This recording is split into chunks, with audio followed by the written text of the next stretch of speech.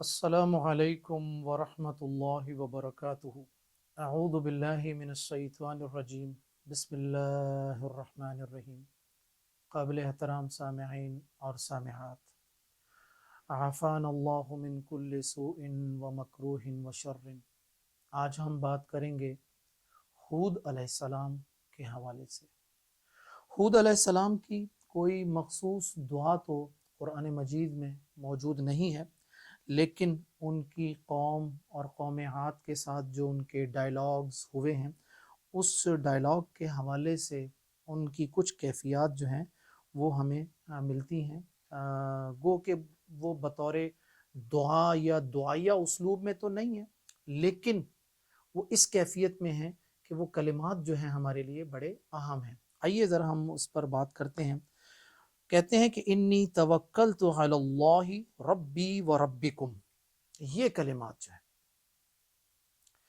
یہ جو دعائیہ اسلوب میں یہ جو بات کی جا رہی ہے ہود علیہ السلام کی طرف سے کہ میں اللہ تعالیٰ پر توکل کرتا ہوں جو میرا رب ہے اور تمہارا رب ہے، تو یہ جو کیفیت ہے، اس کیفیت کو آپ دعائیہ انداز میں اپنی کیفیات میں، اپنی گفتگو میں یہ بیان کر سکتے ہیں، لا سکتے ہیں، بالخصوص علماء اور داعی حضرات۔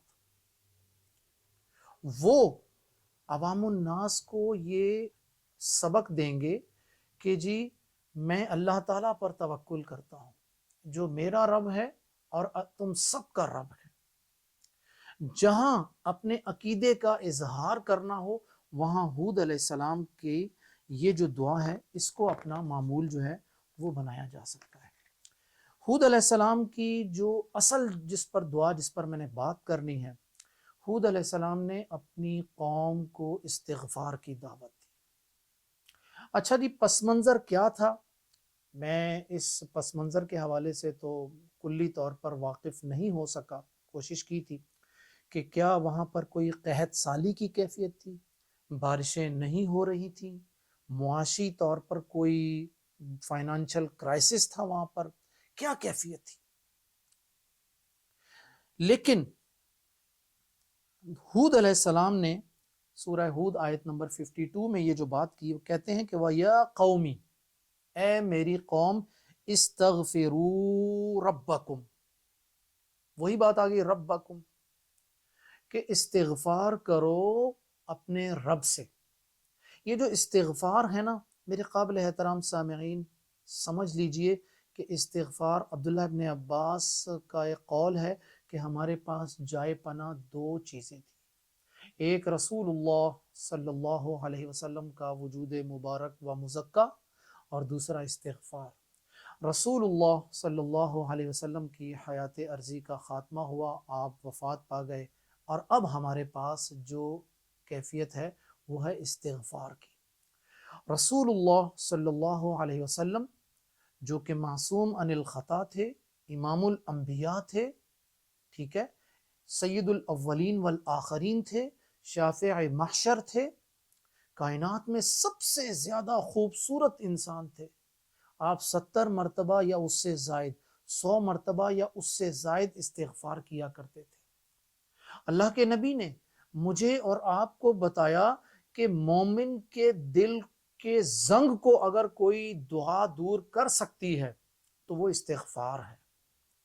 دل میں زنگ کیسے آتا ہے؟ گناہوں سے، غیبتوں سے، چغلیوں سے، جھوٹ سے، برائیوں سے، شرک سے، زنا سے، قتل سے۔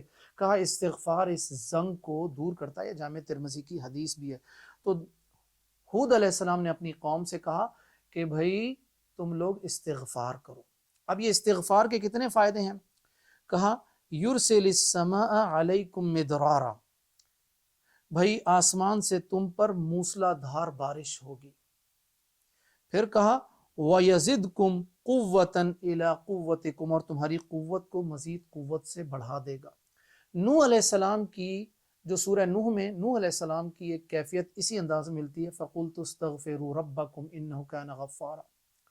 نوح علیہ السلام بھی یہی کہتے ہیں کہ بھائی استغفار کرو، بارش ہوگی، ٹھیک ہے، قحط سالی دور ہو جائے گی، اولاد ملے گی، معاشی طور پر مضبوط ہو جاؤ گے، امن اور سلامتی ملے گی، قوت ملے گی، افرادی طاقت بڑھ جائے گی۔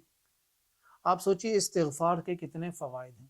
تو بھائی استغفار کو اس طرح اگر آپ چلتے پھرتے کرنا چاہتے ہیں تو سب سے اچھی چیز ہے، اگر آپ چلتے پھرتے کر لیتے ہیں تو بہت اچھی بات ہے، اگر نہیں کر پاتے تو اس کا ایک طریقہ اور بھی ہے۔ آپ اپنی سہولت کے ساتھ ہر نماز کے بعد ایک نمبر فکس کر لیجئے۔ مثال کے طور پر ہم یہ کہتے ہیں، دیکھیے ذرا، استغفر اللہ، استغفر اللہ، استغفر اللہ، یہ ہمارے پاس 14 مرتبہ ہم نے ایک ہاتھ پڑھ لیا۔ یہ میں اپنی سہولت کے ساتھ آپ کو بتا رہا ہوں، یہ نبوی عمل نہیں ہے۔ اللہ کے نبی نے اس طرح مجھے نہیں بتایا کہ ہر نماز کے بعد 14 مرتبہ پڑھو، نہ نمبر، نہ کیفیت، نہ ہر نماز کے بعد۔ یہ میں اپنی سہولت کے لیے، چونکہ استغفار کو میں اپنی زندگی میں داخل کرنا چاہتا ہوں، تو آپ کسی ایک نماز کے بعد اپنے لیے کوئی نمبر فکس کر لیجئے، ہر نماز کے بعد کچھ نمبر فکس کر لیجئے، یا چلتے پھرتے بغیر کوئی فکس کیے آپ استغفر اللہ، استغفر اللہ، استغفر اللہ کرتے رہیے، اور دیکھیے پھر استغفار کے فوائد آپ کے سامنے کیا آئیں گے۔ تو حود علیہ السلام کی اسی جو نبوی نصیحت کے ساتھ میں اجازت چاہوں گا۔ السلام علیکم ورحمۃ اللہ وبرکاتہ۔